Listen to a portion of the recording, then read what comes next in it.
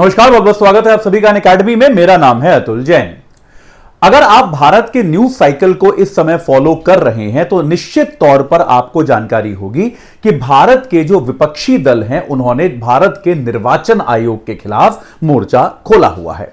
यह बात हमको पता है। लगातार भारत के विपक्षी दल जो हैं वो भारत के चुनाव आयोग यानी कि निर्वाचन आयोग पर आरोप लगाते जा रहे हैं कि ये जो है ये अपने कामों में, अपने काम करने के तौर तरीके में बायस्ड है, ये पक्षपाती तरीके से काम कर रहा है और सत्ताधारी दल को, जो आपकी भारत की इस समय सत्ताधारी पार्टी है, उसको फायदा पहुंचाने की कोशिश कर रहा है। इसको लेकर हम जानते हैं कि विपक्षी दलों ने निर्वाचन आयोग पर वोट चोरी जैसा एक गंभीर आरोप भी लगा दिया है कि आपका जो निर्वाचन आयोग है वो क्या कर रहा है, मतदाताओं के वोटों को चुराकर उनको सत्ताधारी पार्टी के पक्ष में करने की कोशिश कर रहा है। इस तरह के आरोप जो हैं ये लगाए जा रहे हैं और अब से नहीं, इनको काफी समय अब हो चुका है। कई सारे ऐसे मामले हो चुके हैं, चाहे महाराष्ट्र का विधानसभा चुनाव हो, चाहे 2024 के लोकसभा चुनाव में बेंगलोर की एक विधानसभा कंस्टिट्यूएंसी में कांग्रेस द्वारा कराया गया सर्वे हो। तो इस तरह के कई सारे मामले निकल कर आए हैं जहां पर निर्वाचन आयोग के आचरण पर कांग्रेस ने और कांग्रेस समेत बाकी विपक्षी दलों ने सवाल उठाए हैं और इस विवाद को लेकर वो आगे गए हैं।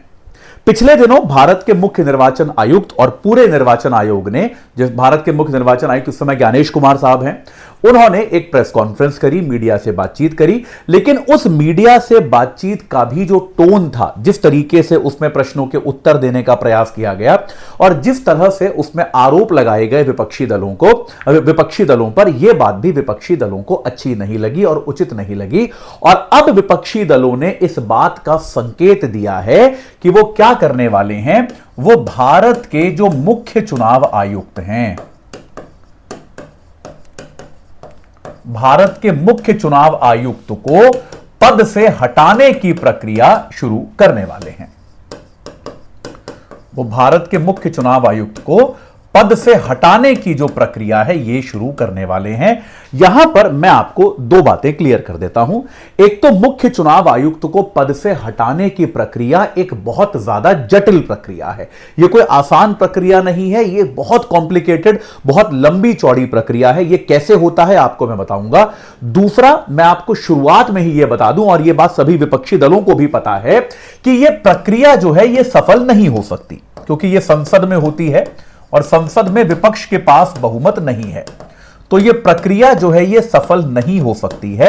यानी कि यह प्रक्रिया अगर विपक्ष करता भी है कि मुख्य चुनाव आयुक्त जो है ज्ञानेश कुमार साहब, उनको हम उनके पद से हटाना चाहते हैं, तो यह प्रक्रिया एक तरह का सांकेतिक विरोध ही होगी और कुछ नहीं होगा।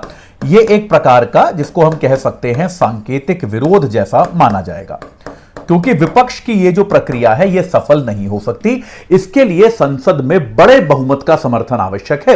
और यह बात क्लियर है कि भाई, क्योंकि विपक्ष में है, यानी कि संसद में उसके पास बहुमत तो नहीं है, तो संसद में उनके पास बड़ा बहुमत नहीं है या किसी भी तरह का बहुमत नहीं है, इसीलिए ऐसा कोई प्रस्ताव पारित नहीं हो सकता। तो पहले तो याद रखिएगा, अगर आप में से किसी को ऐसा लग रहा है कि ज्ञानेश कुमार साहब को पद से हटाए जाने का कोई खतरा है, तो ऐसा कोई खतरा नहीं है। वो अपने पद पर बने रहेंगे। अगर वो खुद चाहते हैं तो वो अपने पद पर बने रहेंगे, मतलब विपक्ष उनको पद से हटा नहीं सकता। तो अब से अगले 10-12 मिनट में मैं आपको समझा दूंगा कि भाई मुख्य निर्वाचन आयुक्त और निर्वाचन आयुक्त को पद से हटाने की प्रक्रिया क्या है और भारत में क्या ऐसा कभी हुआ है, क्या भारत में इस तरह की प्रक्रिया का कोई इतिहास रहा है या फिर नहीं रहा, इसको हम समझने की कोशिश करेंगे। अगले 10-12 मिनट बने रहिए मेरे साथ, क्योंकि ये अभी करंट अफेयर्स में आ गया है, तो ये टॉपिक आपका बहुत ज्यादा इंपॉर्टेंट हो गया है। चलिए आगे बढ़ने के पहले आपको बता दूं, अगर आप अपनी यूपीएससी की तैयारी अनअकैडमी के माध्यम से करना चाहते हो तो भैया ये जो डिस्काउंटेड प्राइस है 17,999 का, जो नेवर बिफोर प्राइस है, इसके पहले कभी आया नहीं, इसके बाद भी जो है आएगा नहीं। ये आपको कैसे मिलेगा? अतुल जैन कोड लगाकर। इसका आज लास्ट डेट है, याद रखिएगा, आज रात को ये ऑफर खत्म हो रहा है। आपके प्रीलिम्स, मेंस, इंटरव्यू सबकी कंप्लीट तैयारी आपको करा कर देगा। प्री और मेंस दोनों की टेस्ट सीरीज मिलेगी, कंप्लीट सीसैट की तैयारी भी हो जाएगी। तो आज ही जुड़ जाइए, कल का मौका नहीं है आपके पास। अब आज लास्ट डे है, आज के बाद ये प्राइस आपको नहीं मिलेगा, तो आज ही जुड़िए और अपनी तैयारी को सही आकार प्रदान कीजिए। चलिए साहब, अब एक बार जल्दी से चर्चा करते हैं। तो सबसे पहले भारत का जो मुख्य निर्वाचन आयुक्त होता है, ठीक है, भारत का जो मुख्य निर्वाचन आयुक्त होता है यह एक संवैधानिक पद है। जैसा कि हम सभी जानते हैं भारत का निर्वाचन जो है, निर्वाचन आयोग एक संवैधानिक संस्था है, यह एक संवैधानिक पद है। आर्टिकल 324 जो है वो इसके बारे में बात करता है और 324 सेक्शन 5, मैं दोबारा लिख देता हूं, 324(5) जो होता है वो निर्वाचन आयुक्त को पद से हटाने की प्रक्रिया स्थापित करता है। तो भारत का जो मुख्य निर्वाचन आयुक्त है उसको पद से हटाना बहुत जटिल काम है। तो संविधान यह कहता है कि भाई मुख्य निर्वाचन आयुक्त को पद से हटाने की प्रक्रिया वही होगी जो सुप्रीम कोर्ट को के जज को पद से हटाने की प्रक्रिया होती है।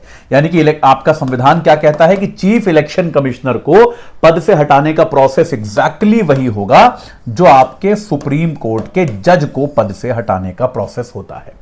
और हम सभी जानते हैं कि भाई सुप्रीम कोर्ट के जज को पद से हटाना तो एक बहुत ही जटिल काम है। तो यानी कि बिल्कुल वही प्रोसेस है, हर कदम हर चरण बिल्कुल वही होगा। यानी कि दो कारण होते हैं जिसको हम कहते हैं, एक तो आपका मिसबिहेवियर जिसको हम कहते हैं दुराचरण, कि कोई ऐसा काम करे, दुराचरण को ठीक से परिभाषित नहीं किया गया है, लेकिन कोई भी ऐसा काम, जैसे मान लीजिए भ्रष्टाचार है या कोई भी ऐसा काम, अनैतिक काम, कोई भी ऐसा काम जो उसके पद की गरिमा को सूट नहीं करता, इसको हम कहते हैं मिसबिहेवियर या फिर दुराचरण या फिर प्रूव्ड इनकैपेसिटी, यानी कि जिसको हम कह सकते हैं अक्षमता, कि व्यक्ति अपना काम करने में सक्षम ना हो। तो इन दो कारणों से, दुराचरण या अक्षमता, ये दो कारण जो है इनसे ही उसको हटाया जा सकता है, इसमें कोई डाउट नहीं है। ये हमको सिंपल सी बात याद रखनी है कि आपका प्रूव्ड इनकैपेसिटी और आपका मिसबिहेवियर, इनके लिए इसको हटाया जा सकता है। तो प्रोसेस क्या है कि सबसे पहले मान लीजिए इसके लिए आपको भारत की संसद में प्रस्ताव देना पड़ेगा। राज्य की विधानसभा की कोई भूमिका नहीं है, केवल भारत की संसद की भूमिका है, ठीक है। तो अगर मान लीजिए इसके लिए प्रस्ताव लोकसभा में आता है तो मिनिमम 100 सांसदों के हस्ताक्षर चाहिए।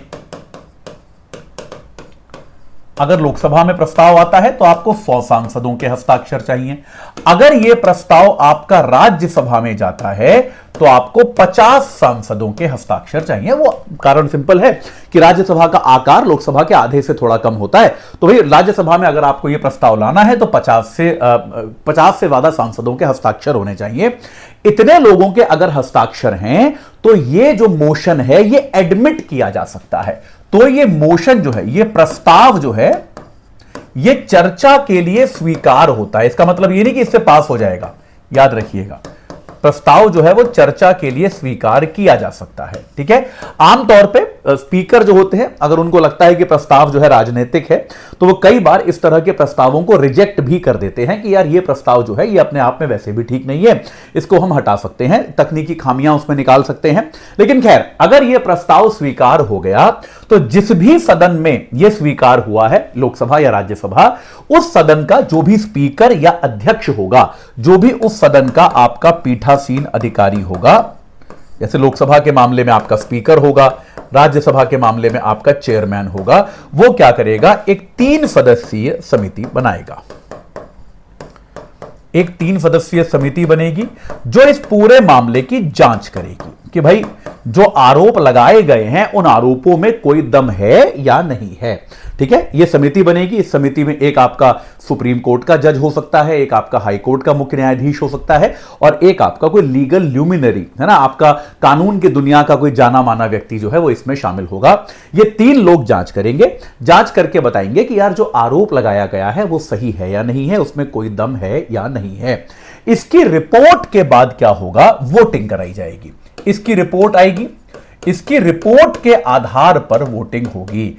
अगर रिपोर्ट में यह निर्दोष पाया जाता है तो मामला यहीं समाप्त हो जाएगा।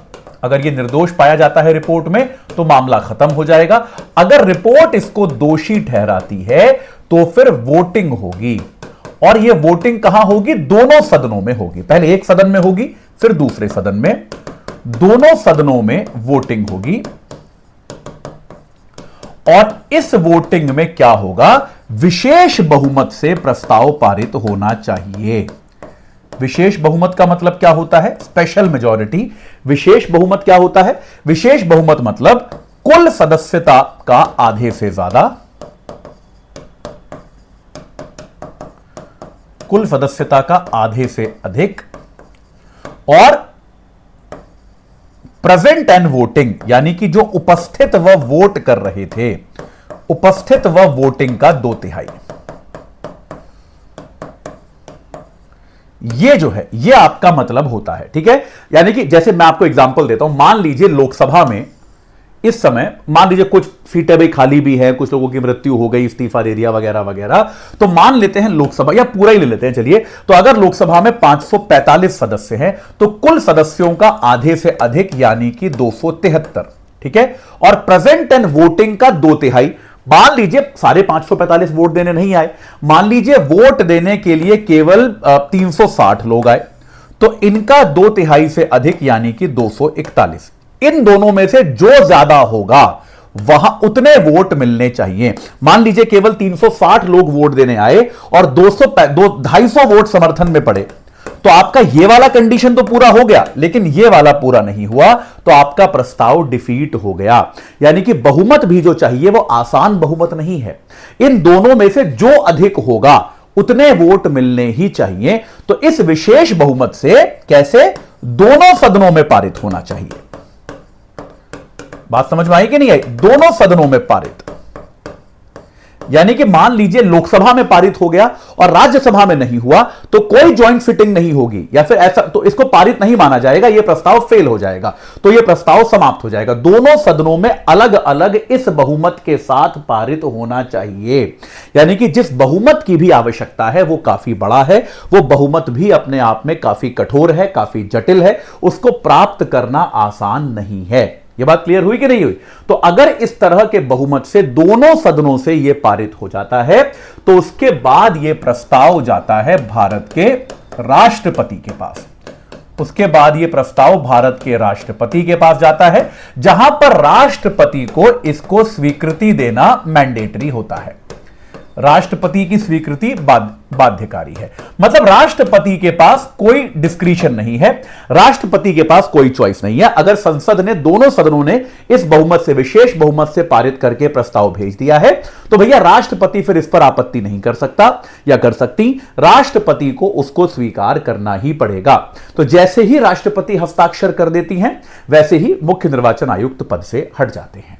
तो जैसा कि नाम से ही लग रहा है भाई, सुन के ही लग रहा है कि बहुत लंबा और बहुत ही टीडियस प्रोसेस है भाई। तो भाई ये इसलिए भी बनाया गया है ताकि मुख्य निर्वाचन आयुक्त जो है वो अपेक्षाकृत स्वतंत्र रहे, उसको कोई पद से हटाने की आसानी से धमकी ना दे पाए, है ना। और जैसा कि मैंने आपको शुरुआत में ही बताया कि यार आपको दोनों सदनों में 2/3 बहुमत चाहिए, तो विपक्ष के पास कोई बहुमत होने का सवाल ही नहीं उठता। एक बार को सत्ता पक्ष के पास फिर भी हो सकता है, लेकिन अगर विपक्ष के पास 2/3 बहुमत होता तो वो सत्ता में नहीं होता। तो यानी कि किसी भी तरीके से यह प्रस्ताव पारित नहीं होने वाला है। यह केवल एक सैद्धांतिक विरोध है कि भाई हम जो है आपका विरोध करते हैं इसलिए प्रस्ताव लेकर आ रहे हैं, इससे ज्यादा इसका कोई मतलब नहीं है। यह बात क्लियर है, ठीक है साहब? यह बात समझ में आई कि नहीं आई? अच्छा, एक बात याद रखिएगा, यह प्रोसेस केवल मुख्य चुनाव आयुक्त के लिए है। मुख्य चुनाव आयुक्त के अलावा भारत में 2 चुनाव आयुक्त भी होते हैं, उनको हटाने का प्रोसेस जो है वो सरल है, उनको हटाने की प्रक्रिया जो है वो बहुत सरल है। इनफैक्ट भारत में निर्वाचन आयोग की स्वतंत्रता का ये बहुत, निर्वाचन आयोग जब मैं पढ़ाता हूं पॉलिटी की क्लासेस में, तो मैं बताता हूं कि ये बहुत बड़ी एक आलोचना है कि यार अगर शक्तियां सबकी बराबर है, मुख्य निर्वाचन आयुक्त और चुनाव आयुक्त की शक्तियां बराबर हैं, लेकिन मुख्य चुनाव आयुक्त को हटाना बहुत कठिन है, लेकिन चुनाव आयुक्त को हटाना बहुत सरल है। चुनाव आयुक्त को सरकार हटा सकती है, बस इसको कैसे हटाया जा सकता है? सीईसी यानी कि मुख्य चुनाव आयुक्त की अनुशंसा पर सरकार हटा सकती है।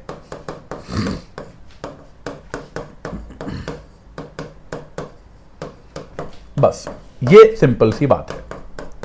यानी कि क्या है, मान लीजिए सरकार को ऐसा लगता है कि किसी चुनाव आयुक्त को हटाना है, तो सरकार जो है आपके मुख्य चुनाव आयुक्त से कहेगी कि भैया आपको क्या लगता है, इसको हटाना चाहिए या फिर नहीं। अगर मुख्य चुनाव आयुक्त सहमत होता है तो सरकार उसको हटा सकती है, ठीक है। इतनी सी प्रक्रिया है, इसमें कोई संसद के पास प्रस्ताव नहीं जाता, कोई संसद का दखल अंदाजी इसमें नहीं होता आपके चुनाव आयुक्तों के लिए, ठीक है। देखिए, भारत में मुख्य चुनाव आयुक्त को हटाने का प्रस्ताव भी आज तक नहीं लाया गया है। भारत में सीईसी हटाना तो बहुत दूर की बात है, सीईसी को हटाने का प्रस्ताव तक आज तक नहीं लाया गया है। और अगर यह प्रस्ताव लाया जाता है ज्ञानेश कुमार साहब के खिलाफ, तो यह उनका नाम इतिहास में दर्ज हो जाएगा कि वह पहले ऐसे मुख्य निर्वाचन आयुक्त होंगे जिनको हटाने का प्रस्ताव लाया जाएगा। हां, चुनाव आयुक्त के खिलाफ ऐसा हुआ है। एक 2009 की कंट्रोवर्सी है, वो मैं आपको बता देता हूं। 2009 में क्या था, भारत के मुख्य निर्वाचन आयुक्त जो थे वो एन गोपालस्वामी थे। एन गोपालस्वामी साहब जो थे भारत के मुख्य निर्वाचन आयुक्त थे, और इलेक्शन कमिश्नर चुनाव आयुक्त जो थे एक सज्जन थे जिनका नाम था नवीन चावला। ठीक है, तो गोपालस्वामी साहब जो हैं वो 1-2 महीने बाद रिटायर होने वाले थे। 2009 की बात है, लोकसभा इलेक्शन था उस साल। तो रिटायर होने के जस्ट पहले गोपालस्वामी ने केंद्र सरकार को पत्र लिखा। गोपालस्वामी मुख्य निर्वाचन आयुक्त थे और उन्होंने यह अनुशंसा की कि नवीन चावला को पद से हटा दिया जाए। गोपालस्वामी ने अनुशंसा करी कि नवीन चावला जो है वो बायस्ड हैं, वो जो है उनका जो रवैया है, जो आचरण है, वो एक पार्टी की तरफ झुका हुआ है, वो चुनाव आयोग की प्रक्रियाओं में भी भेदभाव करते हैं, तो ऐसे व्यक्ति को चुनाव आयुक्त नहीं रहना चाहिए। और गोपालस्वामी ने यह रिकमेंडेशन दी कि नवीन चावला को पद से हटा देना चाहिए। अब सरकार संकट में पड़ गई, तो सरकार ये उन्होंने पत्र लिखा राष्ट्रपति को। राष्ट्रपति प्रतिभा पाटिल थी, उनको एक पत्र लिखा गया। राष्ट्रपति ने सरकार से सलाह मांगी कि भाई आप बताइए क्या करना चाहिए। तो सरकार ने इस पर 2 चीजें कही। केंद्र सरकार ने, जो समय की डॉक्टर मनमोहन सिंह की सरकार थी, उन्होंने 2 चीजें कही। उन्होंने कहा कि संविधान का अगर आप ठीक से इंटरप्रिटेशन देखेंगे तो पहली चीज जो समझ में आती है वो ये है कि मुख्य चुनाव आयुक्त की रिकमेंडेशन तो चाहिए, लेकिन यह प्रोसेस हम शुरू करेंगे। यह प्रोसेस जो है यह मुख्य निर्वाचन आयुक्त खुद शुरू नहीं कर सकते। सरकार अगर पूछे कि इसको हटाएं या ना हटाएं तब यह बता सकते हैं, खुद से यह स्वयं नहीं बता सकते। और दूसरी चीज यह कही कि अगर यह रिकमेंडेशन दे भी रहे हैं तो इनकी रिकमेंडेशन सरकार पे बाध्यकारी नहीं हो सकती। उन्होंने कहा अगर सोचिए इनकी रिकमेंडेशन बाध्यकारी हो जाए फिर तो इनके पास पूरी पावर है, ये किसी भी इलेक्शन कमिश्नर को डिसमिस करते रहें। तो सरकार का एक तर्क यह भी था कि यह फिर संतुलन के खिलाफ है ना।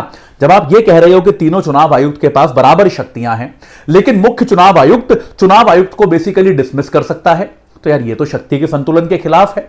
तो सरकार ने नवीन चावला को पद से हटाने से इनकार कर दिया। 2 महीने बाद गोपालस्वामी साहब रिटायर हो गए। वो सुप्रीम कोर्ट भी गए थे, पर सुप्रीम कोर्ट ने भी इसमें सरकार का साथ दिया। गोपालस्वामी के रिटायर होने के बाद नवीन चावला खुद मुख्य निर्वाचन आयुक्त बने और उन्होंने मुख्य निर्वाचन आयुक्त की ड्यूटीज निभाई। तो एक बार केवल जो निर्वाचन आयुक्त को हटाने का भी जो प्रस्ताव आया है वो केवल नवीन चावला के खिलाफ आया है। मुख्य निर्वाचन आयुक्त को हटाना तो बहुत दूर की बात है, हटाने का प्रस्ताव भी आज तक भारत में नहीं आया है। अब विपक्ष जो है भारत का वर्तमान, वो ऐसा प्रस्ताव लाता है या नहीं लाता, ये आने वाले समय में हमको पता चलेगा, लेकिन इस पर हम नजर रखेंगे। और अगर ऐसा होता है तो एक प्रकार की संवैधानिक नोवेल्टी भारत में होगी, जो कि अपने आप में पहली बार यहां पर हमको देखने को मिलेगी। चलिए, इसमें जो भी होता है वो आपको मैं बताता रहूंगा। अभी के लिए इतना ही। इस पूरे प्रोसेस से जुड़ा आपका कोई सवाल हो या आपका कोई कमेंट हो तो आप कमेंट सेक्शन के माध्यम से जरूर बताइएगा, मैं उसका निराकरण जरूर करूंगा। इस चर्चा से जुड़ने के लिए आप सभी का बहुत बहुत धन्यवाद।